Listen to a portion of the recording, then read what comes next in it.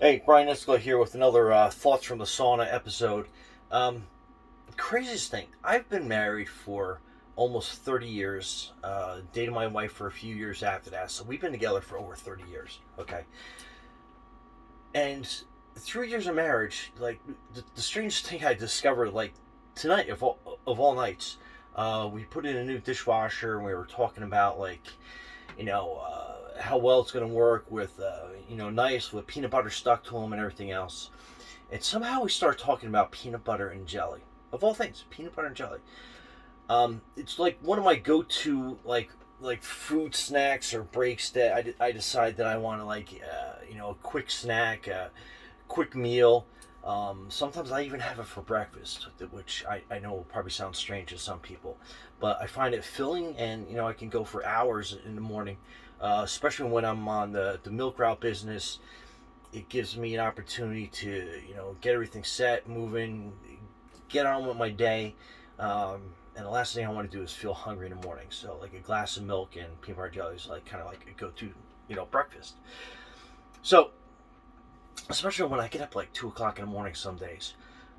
But the weirdest thing, when I was talking to my wife, she goes, "Yeah, peanut butter usually doesn't stick to the knife that well because sometimes I use like butter, and I put that on your bread, and then when I put the peanut butter on, it kind of like slides off easier." So I was like, "Well, wait a second, you put what on the bread first?" And she goes, "I put butter, a thin layer of butter." I'm like, "What do you mean you put a thin layer of butter? It's peanut butter and jelly. I know there's butter in the peanut butter, but peanut butter and jelly, but you put butter on the sandwich first?" It kind of threw me. And she's like, "Yeah, I've been doing that forever." I'm like, "What do you mean you do that forever? I've seen you make peanut butter and jelly sandwiches, and I've never seen you put butter on it first." And she goes, "Well, it goes really quick, you know." And then she was like, "If the butter's hard and it's sitting on the counter, if it's sitting on the counter, it's warmer, it can go on faster. But if I have to put a new um, thing of butter on from the refrigerator, it's cold and I can't do it as well. So sometimes I just skip that process. But most of the time, I put butter on your peanut butter and jelly sandwiches." Now, she doesn't make my sandwiches all the time. So she's seen me make peanut butter and jelly. I never used butter. I never even like thought that was a thing. I googled it, and people actually it's a thing. On top of that, they make grilled peanut butter and jelly, which was like you put peanut butter and jelly in the middle, and then you put butter on the outside of the bread.